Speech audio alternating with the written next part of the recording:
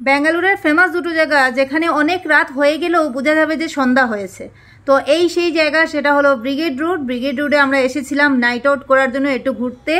আর brigade রোডের ডেকোরেশনটা অনেক সুন্দর থাকে, সব সময়ই এখানে ডেকোরেশন করা থাকে। আর এখানে অনেক প্রায়ই দেখা যায় যে সেলিব্রিটিরা আসে।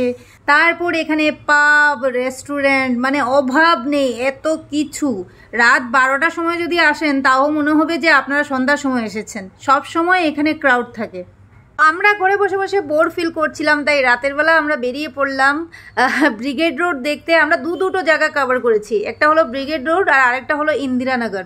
তো ইন্দিরানগরেও গিয়েছি, সেটাও তোমাদেরকে দেখাবো। এই দেখো রাস্তার পাশে কত সুন্দর সুন্দর ফুল নিয়ে ওরা বিক্রি করছে, দারুণ লাগছে দেখতে ফুলগুলো।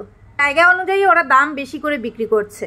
তো চলুন, এবার এসে গেলাম আমরা ইন্দিরানগর। ইন্দিরানগরের একটা ফেমাস ফুড স্টল, সেখানে এসেছি আমরা। সেখানে দোসা, ইডলি খুবই ফেমাস, খুবই ফেমাস। আপনারা গুগলে যদি সার্চ করেন যে ব্যাঙ্গালোরের ফেমাস দোসা ইডলি কোথায় পাওয়া যায়, তাহলে এই দোকানের নাম আসবে, দ্য রামেশ্বরম কেভ। তো এটাতে অনেক সময়, যখনই আমরা ইন্দিরানগরে আসি প্রত্যেক সময় এখানে ক্রাউড থাকে অনেক বেশি। তাই এইবার আমরা ভেবেছি যে আজকে দেখি এইখানে এত মানুষের ভিড় কিসের জন্য হয়, আজকে খাবারটা টেস্ট করতেই হবে। আর এই যে তোমাদেরকে দাম দেখিয়ে দিলাম, কত ধরনের খাবার, বাবারে বাবা, ঘি প্লেন দোসা, ঘি প্লেন, শুধু ঘি দিয়ে ডুবানো সব কিছু। শুনে আমরা ইউটিউবেও দেখেছি এখানে নাকি প্রত্যেকটা খাবারে ঘি দিয়ে একদম ডুবানো থাকে। তো আমি এখানে আসার পর অর্ডার দিলাম একটা মশলা দোসা, আর আমার বর দিয়েছে ঘি ইডলি। আর এই স্টলটা ভীষণ ফেমাস, তাই প্রতিনিয়ত দোসা ইডলি বনতেই থাকে, বনতেই থাকে। একদম ফ্রেশ খাবার আপনাদেরকে বানিয়ে খাওয়াবে। এবার তোমাদেরকে দেখাবো যে এই দাদার ঘি দেওয়ার অবস্থাটা দেখাবো তোমাদেরকে।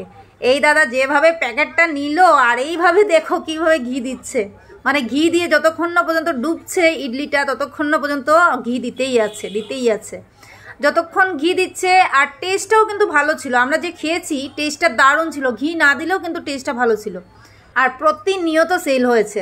আমার না দোসা ইডলি খেতে এতটুকু ভালো লাগে না, কারণ এখানে খেতে খেতে এত অভ্যস্ত হয়ে গেছে আর ভালো লাগছে না।